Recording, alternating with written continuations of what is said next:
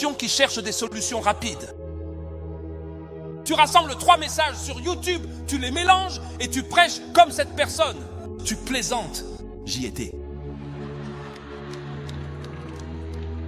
Je connais les jours où l'on s'habillait comme le pasteur A, parlait comme le pasteur B, marchait comme le pasteur C. À la fin de la journée, nous étions dans l'oubli.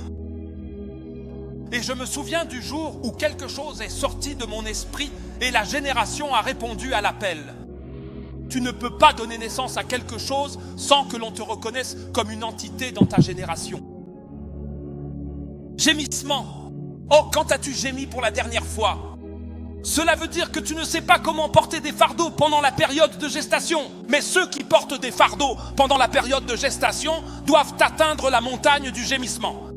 Et lorsque tu atteins cette montagne, alors le 3e protocole devient nécessaire.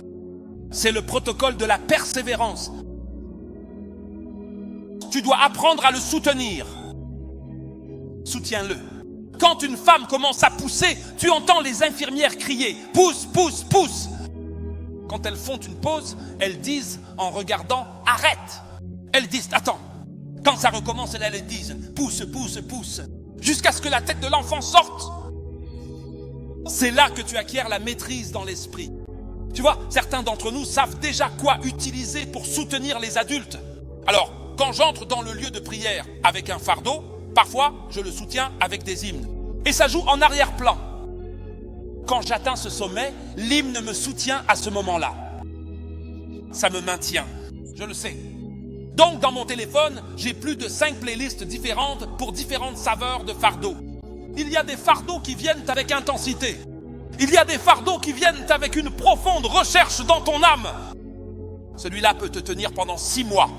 Et tu as faim. Tu ne sais pas ce que tu cherches ou tu n'arrives pas à dormir. Ça vient avec le désir de jeûner et tu jeûnes pendant 6 mois. Tu ne peux pas t'arrêter. Alors tu dois trouver quelque chose pour gérer la subsistance et c'est le Saint-Esprit qui va te montrer. Je ne suis pas là pour te donner des lois, mais si tu es un homme dans l'esprit, le Saint-Esprit te montrera le tien.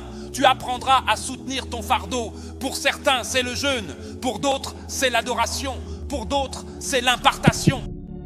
Il y a donc eu une saison de ma vie où je poursuivais les hommes comme un fou parce que ce qui allait sortir, j'avais besoin d'une sage-femme. Alors Dieu me gardait.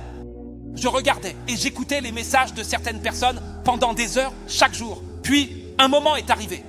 J'ai commencé à prier pour eux. J'avais l'habitude d'avoir une liste de noms de ministres. J'appelais celui-ci, je priais 1 heure. J'appelais celui-là, je priais 1 heure. Puis une autre saison est arrivée. Dieu m'a envoyé commencer à les chercher. Alors nous imposons les mains sur toi et une énergie frappera ton âme. Tu courras avec cela jusqu'à ce que quelque chose sorte de toi.